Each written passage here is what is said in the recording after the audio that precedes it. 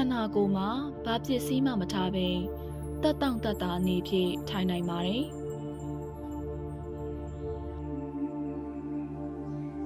စိတ်ကိုလျှော့ချထားပါ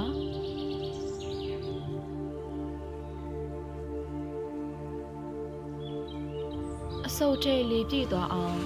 အသက်ကိုတဖြည်းဖြည်းချင်းရှူသွင်းလိုက်ပါအဆုတ်ထဲလေကုန်သွားအောင်အသက်ကိုတဖြည်းဖြည်းချင်းရှူထုတ်လိုက်ပါ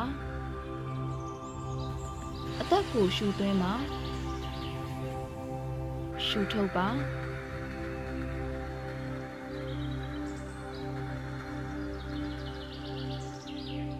စိတ်ပြန့်လွင့်တယ်လို့ခံစားလာရပါကမိမိရဲ့နှာသီးဖျားမှာစိတ်ကိုအာရုံပြုထားလို့ရပါတယ်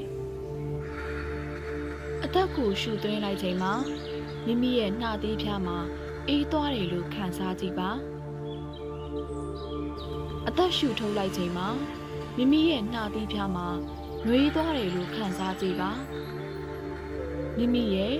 အာရုံပြန့်လွင့်နေတဲ့စိတ်တည်ငြိမ်သွားတဲ့အထိအသက်ရှူသွင်းရှူထုတ်လုပ်ပေးပါ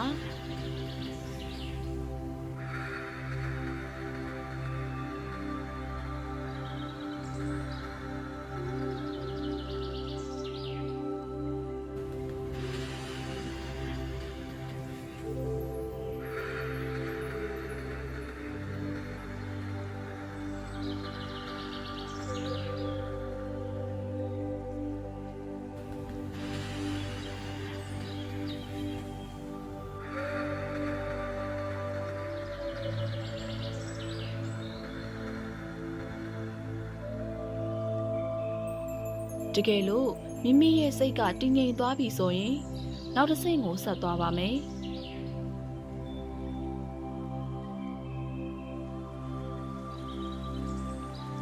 မိမိအနေနဲ့စမ်းကြောင်းလေးတစ်ခုအနားမှာထိုင်နေတယ်လို့တွေးကြည့်ပါ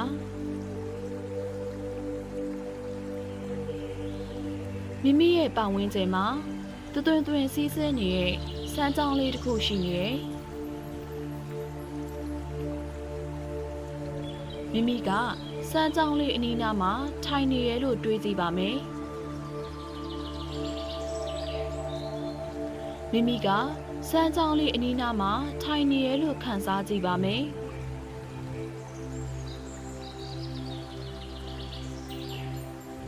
မိမိပတ်ဝန်းကျင်မှာ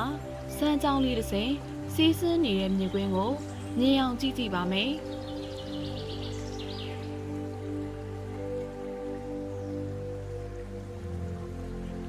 မိမိမြင်နေရတဲ့မြင်ကွင်းကိုကြိုက်ခြင်းမကြိုက်ခြင်းကိုစဉ်းစားနေဖို့မလိုအပ်ပါဘူးမြင်နေရတယ်ဆိုတဲ့စိတ်ခံစားချက်နဲ့ပင်လုံလောက်ပါတယ်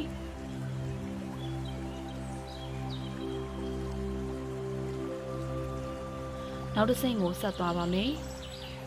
မိမိရဲ့ပတ်ဝန်းကျင်မှာရှိတဲ့အတန်ကိုနားထောင်ကြည့်ပါ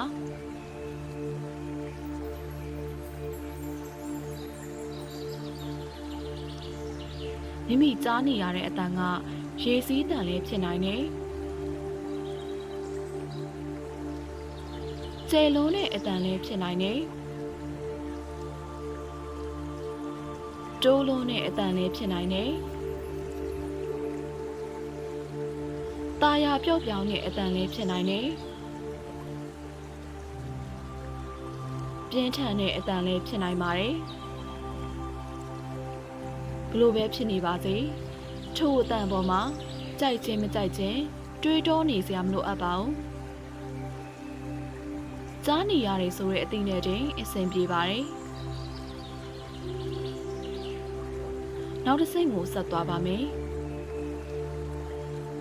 မိမိပတ်ဝန်းကျင်မှာရှိနေတဲ့အရာတွေကိုအာရုံစိုက်ကြည့်ပါမယ်မိမိခန္ဓာကိုယ်နဲ့ကျမ်းပြင်နဲ့ထိတွေ့နေရကိုခံစားကြည့်ပါပတ်ဝန်းကျင်မှာရှိတဲ့လေတူးရဲ့အပူချိန်ကိုအာရုံခံစားကြည့်ပေးပါ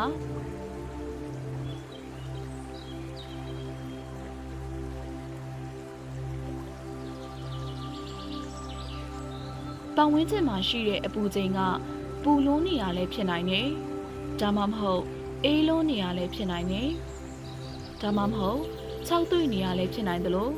ဆူဆူနေရလဲဖြစ်နိုင်ပါတယ် လိုပဲဖြစ်နေပါစေ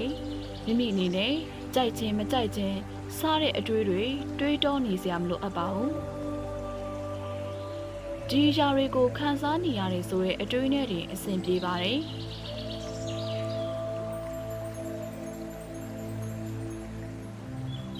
နောက်တစ်ဆင့်ကိုဆက်သွားပါမယ်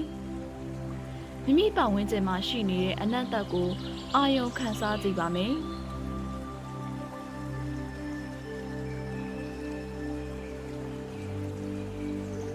ပတ်ဝန်းကျင်မှာရှိတဲ့အနတ္တတွေကစူးရှလုံးတာလည်းဖြစ်နိုင်သလိုနူးညံ့တဲ့အနတ္တမျိုးလည်းဖြစ်နိုင်တယ်တင်းထန်လုံးနဲ့အနတ္တလည်းဖြစ်နိုင်သလိုပျော့ပြောင်ညှင်သာလုံးနဲ့အနံ့လည်းဖြစ်နိုင်တယ်ဘလို့ပဲဖြစ်နေပါစေမိမိအနေနဲ့ဒီຢာတွေကိုခံစားနေရတယ်ဆိုတဲ့အတွေးနဲ့တင်အဆင်ပြေပါတယ်ကြိုက်ခြင်းမကြိုက်ခြင်းစားတဲ့အတွေးတွေတွေးနေစရာမလိုအပ်ပါဘူးနောက်တစ်ဆင့်ကိုဆက်သွားပါမယ်မိမိရဲ့ green ထဲမှာရှိနေတဲ့အရာတာကိုအာယုံခံစားကြည့်ပါမယ်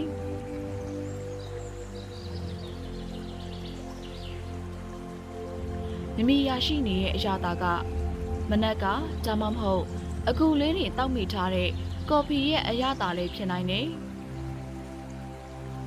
ဒါမှမဟုတ်စားတဲ့အစားအစာရဲ့အရာတာလေးဖြစ်နိုင်ပါတယ်ဒါမှမဟုတ်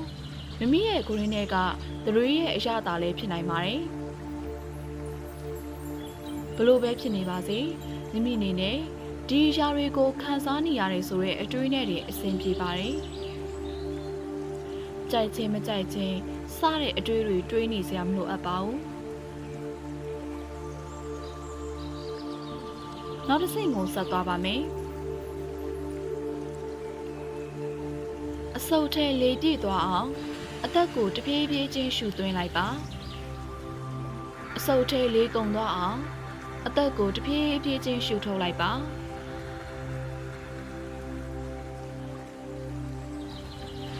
အသက်ကိုရှူသွင်းမှာ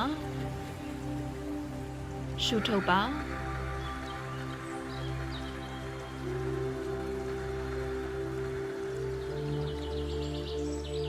ရေသွသွသွစီးဆင်းနေတဲ့စမ်းချောင်းပေးမှာထိုင်နေတဲ့မိမိကိုယ်ကိုတစ်ပင်တစ်ပင်အနေနဲ့မှတ်ယူကြည့်ပါမိမိရဲ့ခန္ဓာကိုယ်တစ်ပင်ကြီးကအိုမင်းဟောင်းလွှမ်းနေတဲ့တစ်ပင်ကြီးတစ်ခုဖြစ်နေရဲ့လို့မြင်အောင်ကြည့်ပါမိမိရဲ့ခန္ဓာကိုယ်တစ်ပင်ကြီးမှာအိုမင်းရှိန်ရောင်နေတဲ့တစ်ရွက်တွေရှိနေရဲ့လို့မြင်အောင်ကြည့်ပေးပါဒီရဲ့ပိုင်းမှာမိမိရဲ့စိတ်ထဲမှာပင်ပန်းတာတွေမုန်းချက်နေရတွေအလိုမကျတာတွေဝမ်းနည်းနေရတွေစိတ်ပင်ပန်းတာတွေနဲ့ပြည့်နှက်နေရဲ့အဲ့ဒီခံစားချက်တွေကိုမိမိရဲ့ခန္ဓာကိုယ်တစ်ပင်ရဲ့အိုမင်းရှိရောင်နေတဲ့သိရွက်ဝါးတွေအတွင်းမှာမြုပ်နှံလိုက်ပါဒီသိရွက်ကတော့ဒီရဲ့ပိုင်းမိမိရဲ့ဝမ်းနည်းနေတဲ့ခံစားချက်ဖြစ်တယ်ဒီခံစားချက်ကိုမိမိခန္ဓာကိုယ်တစ်ပင်ကြီးမှာသိရွက်ဝါနေနဲ့ထားလိုက်တယ်ဒီသိရွက်ကတော့ဒီရဲ့ပိုင်းမိမိရဲ့စိတ်ပင်ပန်းနေတဲ့ခံစားချက်သိရွက်ဖြစ်တယ်ဒီသိရွက်ကတော့ဒီရဲ့ပိုင်းမိမိရဲ့စိတ်ဖိစီးမှုတွေရှိနေတဲ့ခံစားချက်သိရွက်ဖြစ်တယ်ဒီသိရွက်ကတော့ဒီအပိုင်းမိမိရဲ့စိတ်လိုမကျနေတဲ့ခံစားချက်တွေရှိနေတဲ့ခံစားချက်သိရွက်ဖြစ်တယ်လို့မိမိရဲ့မကောင်းတဲ့စိတ်ခံစားချက်များကိုသိရွက်တွေ့ရခြင်းစီမှာထားလိုက်ပါ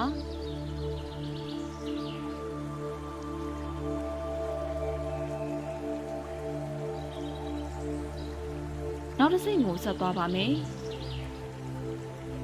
အဆုတ်ထဲလေးပြည့်သွားအောင်အသက်ကိုတဖြည်းဖြည်းချင်းရှူသွင်းလိုက်ပါအဆုတ်ထဲလေးကုန်သွားအောင်အသက်ကိုတဖြည်းဖြည်းချင်းရှူထုတ်လိုက်ပါ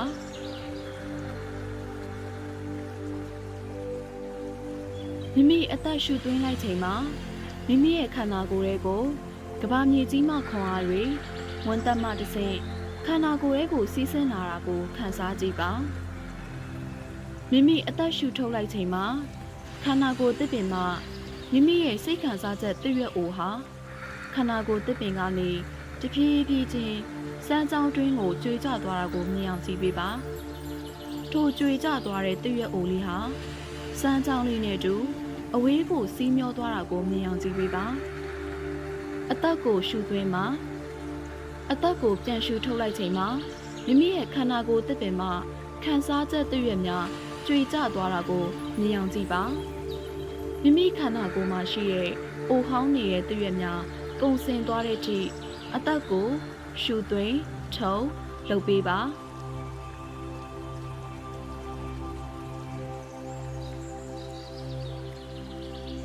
မိမိရဲ့ခန္ဓာကိုယ်မှာ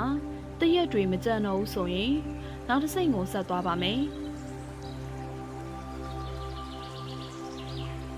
အဆုတ်ထိပ်လေးပြည့်သွားအောင်အသက်ကိုတဖြည်းဖြည်းချင်းရှူသွင်းလိုက်ပါအဆုတ်ထိပ်လေးကုန်သွားအောင်အသက်ကိုတဖြည်းဖြည်းချင်းရှူထုတ်လိုက်ပါမိမိအသက်ရှူသွင်းလိုက်တဲ့အချိန်တိုင်းမှာမိမိရဲ့ခန္ဓာကိုယ်ရဲ့ကိုကဘာနေကြီးကခွန်အားတွေဝင်သက်မှတစ်ဆင့်ခန္ဓာကိုယ်ရဲ့ကိုစီးဆင်းလာတာကိုခံစားကြည့်ပါမိမိအသက်ရှူထုတ်လိုက်တဲ့အချိန်တိုင်းမှာမိမိရဲ့ခန္ဓာကိုယ်မှာမကောင်းတဲ့ခံစားချက်များစိတ်ဖိစီးမှုများထွက်သက်မှတစ်ဆင့်အပြင်ကိုထွက်သွားတာကိုခံစားကြည့်ပါ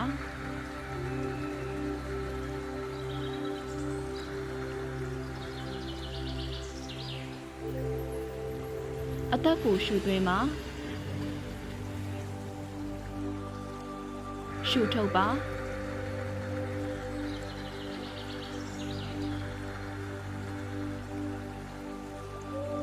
အသက်ရှူသွင်းလိုက်တဲ့အချိန်တိုင်းမှာမိမိရဲ့စိတ်ခန္ဓာမှာပုံမတန်မာလာတာကိုခံစားကြည့်ပါအသက်ရှူထုတ်လိုက်တဲ့အချိန်တိုင်းမှာမိမိရဲ့စိတ်ခန္ဓာကိုအတွင်းမှာမကောင်းတဲ့စိတ်ခံစားချက်များထွက်သက်တဲ့အတူပါသွားတာကိုခံစားကြည့်ပါအသက်ကိုရှူသွင်းပါအသက်ကိုရှူထုတ်ပါ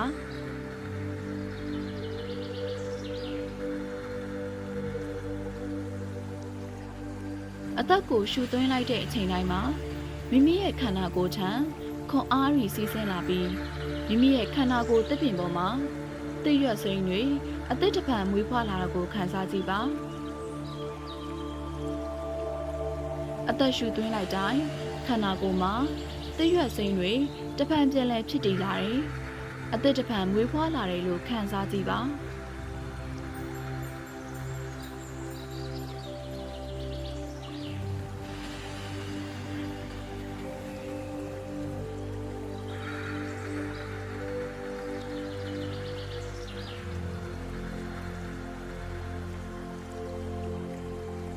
အခုဆိုမိမိရဲ့ခန္ဓာကိုယ်က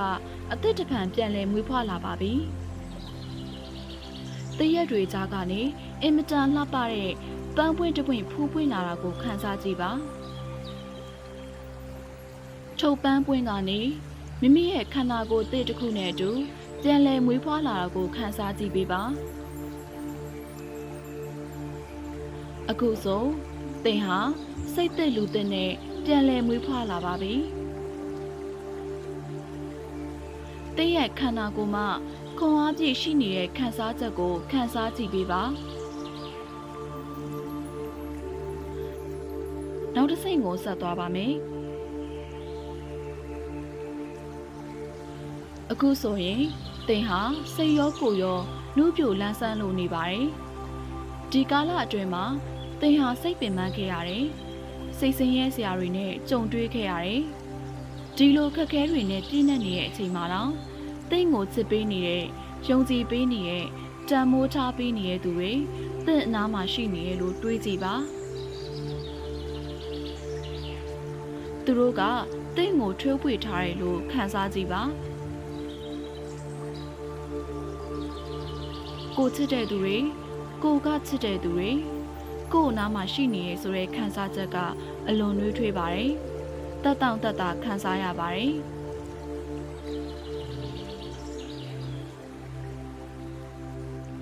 ဒီခံစားချက်ကိုစီးမျောခံစားကြည့်ပါ